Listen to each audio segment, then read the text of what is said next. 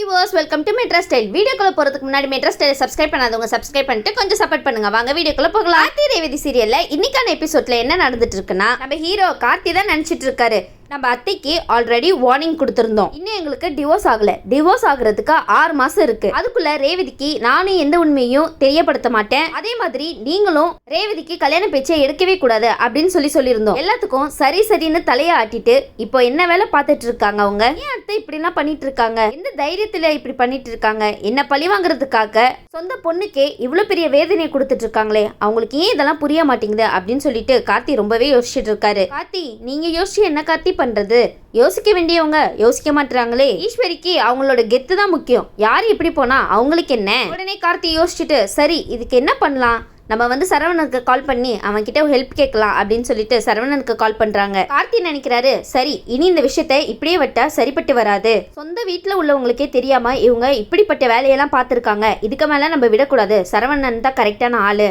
அப்படின்னு சொல்லிட்டு சரவணனுக்கு கால் பண்ணி பேசிட்டு இருக்காங்க.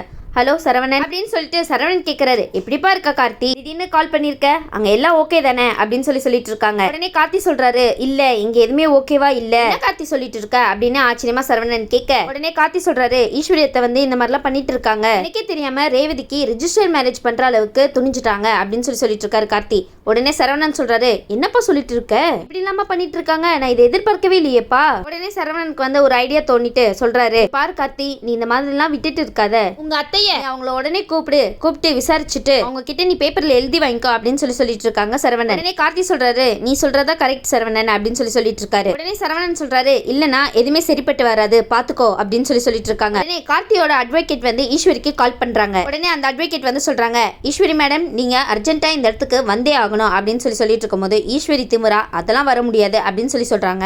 என்ன ஈஸ்வரி ஒரு அட்வொகேட் கிட்டயே இப்படி பேசுறீங்களே, உங்களுக்கு ரொம்பவே தைரியம் தான், பார்த்து உங்க மேல ஏதாவது கேஸ் போட்டு போறாரு. உடனே அந்த அட்வொகேட் சொல்றாங்க இங்க பாருங்க மேடம் நீங்களாம் வந்தா அது கரெக்டா இருக்கும், இல்லனா இந்த பிரச்சனை வேற மாதிரி போயிடும் பாத்துக்கோங்க அப்படின்னு சொல்லிட்டு இருக்காங்க. உடனே அந்த அட்வொகேட் சொல்றாங்க இங்க பாருங்க மேடம் கார்த்தி இந்த விஷயத்தை அடுத்த கட்டத்துக்கு கொண்டு போயிட்டாங்க, அந்த அளவுக்கு ஒரு வேலையை பண்ணி வச்சிருக்கீங்க, அதனால நீங்களா வந்துட்டா ரொம்ப நல்லது, இல்லனா மொத்தமா நாங்க கூட்டமா வந்தா உங்களுக்கு இருக்கிற செல்வாக்குக்கு உங்களுக்கு ரொம்பவே அவமானம் ஆயிடும், எப்படி வசதின்னு நீங்களே பாத்துக்கோங்க அப்படின்னு சொல்றாங்க அட்வொகேட். அட்வொகேட் சார் நீங்க என்ன சொல்லியிருந்தாலும் ஈஸ்வரி வந்திருக்க மாட்டாங்க, ஆனா அவங்களுக்கு ஒரு அவமானம்னா அதை மட்டும் தாங்க மாட்டாங்க, அதுக்காகவே ஓடோடி வந்துருவாங்க பாருங்களேன், நாங்க எங்க இருந்து கூப்பிடுறோம்னு தெரியுதுல, கோர்ட்ல இருந்து கூப்பிடுறோம், சும்மா பேச்சுவார்த்தைக்காக கூப்பிடல மேடம், யோசிச்சு நடந்துக்கோங்க அப்படின்னு சொல்லிட்டு அட்வொகேட் போனை வச்சிடுறாரு. ஈஸ்வரி யோசிக்கிறாங்க ச்சே என்னடா இது பிரச்சனைக்கு மேல பிரச்சனையா தலையில விழுதே, பின்ன விழாம எப்படி இருக்கும் ஈஸ்வரி. உடனே அவங்களும் சொன்ன இடத்துக்கு வந்துடுறாங்க. கார்த்தி அந்த இடத்துல சொல்லிட்டு இருக்காங்க இவங்க எனக்கு தெரியாம நிறைய விஷயம் பண்ணிருக்காங்க, அது மட்டும் இல்லாம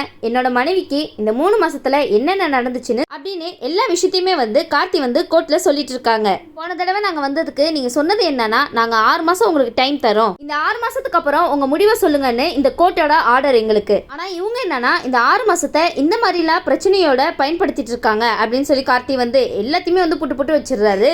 அது மட்டும் இல்லாம இவ்வளவு நாளா என்னோட மனைவிக்கு ஏதேதோ சொல்லி அவங்கள அந்த வீட்டுல நம்ப வச்சிட்டு இருக்காங்க, அது மட்டும் இல்லாம என்னையும் அந்த வீட்டை விட்டு வெளியே போக சொல்லிட்டாங்க, ஆனா இதே விஷயத்த நான் எப்பவும் நினைச்சிருந்தேன்னா இந்த மாதிரி எல்லாம் பண்ணிருப்பேன், ஆனா நான் அப்படிப்பட்ட ஆள் கிடையாது, என்னோட மனைவிக்கு எல்லாத்தையும் ஞாபகப்படுத்தி எந்த பிரச்சனையும் கொடுக்கணும்னு நான் நினைக்கல, அதனாலதான் நான் அங்க இருந்து விலகி வந்துட்டேன், ஆனா இவங்க எல்லா விஷயத்தையுமே அவங்களுக்கு சாதகமாக்கிட்டு மருதுன்னு ஒருத்தவனை கூட்டிட்டு அவங்க வீட்டுல வச்சுட்டு அது மட்டும் இல்லாம அவனுக்கே என்னோட பேரை வச்சு என்னோட மனைவியை ஏமாத்திட்டு இருக்காங்க சார் அப்படின்னு சொல்லிட்டு கார்த்தி ஒரு விஷயமா வெளியே கொண்டு வந்துட்டே இருக்காருப்பா. உடனே அந்த நீதிமன்றத்துல இருந்து கேக்குறாங்க அவங்க சொல்றதெல்லாம் உண்மையா அப்படின்னு சொல்லிட்டு ஈஸ்வரி கிட்ட கேக்குறாங்க. அதுக்கு ஈஸ்வரி நினைக்கிறாங்க அடப்பாவி இப்படி மாட்டி விட்டுட்டியடா என்ன, இப்ப என்ன சொல்லி சமாளிக்கிறது அப்படின்னு சொல்லி நினைச்சிட்டு இருக்காங்க ஈஸ்வரி. உங்களுக்கு ஈஸ்வரி சமாளிக்க தெரியாது, நீங்க தான் அதுல ரொம்ப கெட்டிக்காரவங்களாச்சே. உடனே அந்த அட்வொகேட் கேக்குறாங்க நீங்க இவ்வளவு அமைதியா இருக்கும் போதே தெரியுது நீங்க அவங்க சொன்ன விஷயம் எல்லாத்தையுமே பண்ணிருக்கீங்கன்ட்டு. ஆமா ஆமா ஈஸ்வரி பண்ணக்கூடிய ஆளுதான், நம்ம ஈஸ்வரி அந்த அட்வொகேட் கேக்குற ஒரு கேள்விக்குமே மௌனமாவே நிக்கிறாங்க. அதை எப்படி அவங்க வாயால சொல்லுவாங்க, அதான் கார்த்தி எல்லா விஷயத்தையுமே சொல்லிட்டாரே, இதுக்கப்புறம் அவங்க கிட்ட சொல்றதுக்கு என்ன இருக்கு. உடனே கார்த்தி சொல்றாரு சரி சார் நான் சொல்றதுல ஏதாவது டவுட் இருந்துச்சுன்னா நீங்க உடனே ரிஜிஸ்டர் ஆஃபீஸ் இருக்கிறவங்க கிட்ட கேட்டு பாருங்க சார், அவங்களே எல்லா உண்மையும் சொல்லுவாங்க அப்படின்னு சொல்லிட்டு இருக்காங்க. அதுக்கப்புறம் உங்களுக்கே தெரியும் சார் நான் சொல்றது எவ்வளவு பெரிய உண்மைன்னு அப்படின்னு சொல்லிட்டு இருக்காரு கார்த்தி. சூப்பர் கார்த்தி, கரெக்டான டைம்ல கரெக்டான விஷயத்த சொல்லியிருக்கீங்க. உடனே ரிஜிஸ்டர் ஆஃபீஸ்ல இருக்கிறவரை கூப்பிட்டு விசாரிச்சுட்டு இருக்காங்க. இவர் சொல்றதெல்லாம் உண்மையா அப்படின்னு கேட்டு இருக்கும் போது அவர் சொல்றாரு, ஆமா சார், இவங்க ஃபேமிலியோட ரிஜிஸ்டர் ஆஃபீஸ்க்கு வந்தாங்க சார். ஆனா அதுக்கப்புறம் பெரிய பிரச்சனையே பண்ணிட்டாங்க சார், அதனால அந்த கல்யாணம் நடக்கல அப்படின்னு சொல்லிட்டு இருக்காரு. உடனே அந்த அட்வொகேட் சொல்றாங்க, சரி இவர் சொன்னது உண்மைன்னு தெரிஞ்சு போச்சு, இதுக்கு நீங்க என்ன சொல்ல போறீங்க ஈஸ்வரி அப்படின்னு கேட்டுட்டு இருக்காங்க. கொஞ்சம் டைம் கொடுங்க சார், அவங்க யோசிச்சு ஏதாவது சொல்லுவாங்க. உடனே ஈஸ்வரி ஒரு வழியா வாயை திறந்து சொல்றாங்கப்பா, நான் எல்லா விஷயத்தையுமே தெளிவா சொல்றேன், என் பொண்ணுக்கு இவன் வேணாம் சார். உடனே அந்த அட்வொகேட் சொல்றாங்க, நீங்க தானே இங்க எல்லாமே விசாரிச்சீங்க, அப்ப ஏன் இந்த மாதிரிலாம் அவசரப்பட்டு எல்லாத்தையும் பண்ணிட்டு இருக்கீங்க அப்படின்னு கேட்கும்போது உடனே ஈஸ்வரி சொல்றாங்க, இல்ல சார் இவன் என்ன அந்த அளவுக்கு ஏமாத்திருக்கான், இவன் கிட்ட எதுவுமே உண்மை கிடையாது, எல்லாமே பொய் மட்டும்தான். ஆனா இங்க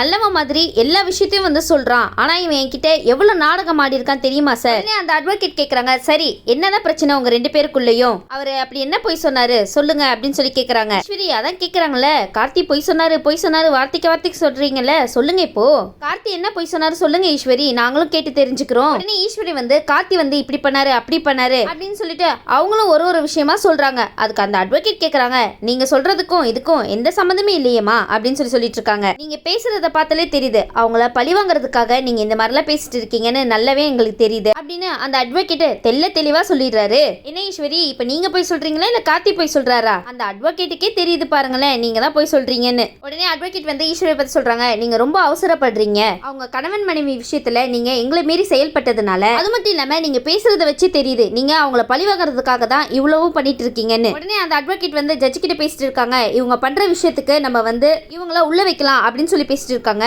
அச்சச்சோ, ஈஸ்வரி உள்ள வைக்க போறாங்களா? என்ன சொல்லிட்டு இருக்கீங்க? நாங்க இதை எதிர்பார்க்கவே இல்லையே. உடனே அட்வொகேட் ஜட்ஜி கிட்ட பேசிட்டு இருக்காங்க, சரி சார் சொல்லுங்க நீங்களே, இவங்கள எத்தனை வருஷத்துக்கு உள்ள வைக்கலாம் அப்படின்னு பேசிட்டு இருக்காங்க. உடனே கார்த்தி அந்த இடத்துல நான் கொஞ்சம் பேசலாமா அப்படின்னு கேட்டுட்டு இருக்காங்க. பேசுங்க கார்த்தி பேசுங்க, உங்க அத்தையை காப்பாத்துங்க, என்னதான் இருந்தாலும் அவங்க உங்க அத்தையாச்சே, உங்களுக்கு மனசு கேட்காதே, அது எங்களுக்கு தெரியுமே. உடனே அட்வொகேட் கார்த்தி கிட்ட சொல்றாங்க, நீ பயப்படாதப்பா, உனக்கு எல்லாமே சாதகமா தான் நாங்க பண்ணி தருவோம் அப்படின்னு பேசிட்டு இருக்காங்க. நாங்க எப்பவுமே நியாயத்துக்கு பின்னாடி தான் இருப்போம் அப்படின்னு பேசிட்டு இருக்காங்க. முடிச்சு போடுங்க சார் அவங்கள ஜெயில. உடனே கார்த்தி சொல்றாங்க, இல்ல சார் நான் இந்த மாதிரிலாம் அவங்க பண்ணிட்டு இருக்காங்கன்னு உங்களுக்கு தெரியப்படுத்தணும்னு தான் நான் சொன்னேனே தவிர அவங்கள உள்ள வைக்கணும்க்காகலாம் நான் சொல்லல, அப்படிலாம் எதுவும் பண்ண வேணாம் அப்படின்னு கார்த்தி சொல்லிட்டு இருக்காங்க. இதுல இருந்து கார்த்தியோட நல்ல மனசு தெரியல. பாருங்க ஈஸ்வரி, உங்களுக்காக இப்ப கூட அவர் நிக்கிறாரு, ஆனா நீங்க என்னன்னா அவரையே அழிக்கணும்னு நினைச்சிட்டு இருக்கீங்க. இனி அது உங்க எண்ணத்தை மாத்திக்கோங்க, அப்ப கூட மாறுமான்னு டவுட் தான். உடனே கார்த்தி சொல்றாங்க, அவங்க பண்ண தப்புக்கு நான் மன்னிப்பு கேட்கிறேன் அப்படின்னு சொல்றாங்க. உடனே அந்த அட்வொகேட் சொல்றாங்க, என்ன தம்பி நீங்க போய் மன்னிப்பு கேட்டுட்டு இருக்கீங்க? உடனே அந்த அட்வொகேட் ஈஸ்வரியை பார்த்து சொல்றாங்க, பாத்தீங்களா இவரு நல்ல மனசுக்கு நீங்க ஏன் இப்படி கெடுதல் நினைச்சிட்டு இருக்கீங்க அப்படின்னு கேக்குறாங்க. நீங்க என்னன்னா அவங்க வாழ்க்கையே தலைகீழ ஆக்கணும்னு நினைச்சிட்டு இருக்கீங்க, ஆனா அவர் நல்ல மனசு இதுல பாத்தீங்களா உங்களுக்காக நின்று பேசுறாரு அப்படின்னு சொல்லிட்டு ரொம்ப புகழ்ந்து பேசிட்டு இருக்காரு. உடனே ஈஸ்வரி குரலை உயர்த்தி, அவன் மன்னிப்பு கேட்டு நான் வெளியே இருக்கணும்னு அவசியம் எனக்கு இல்ல, அதுக்கு நான் ஜெயிலுக்கே போயிடலாம் அப்படின்னு சொல்லிட்டு இருக்காங்க.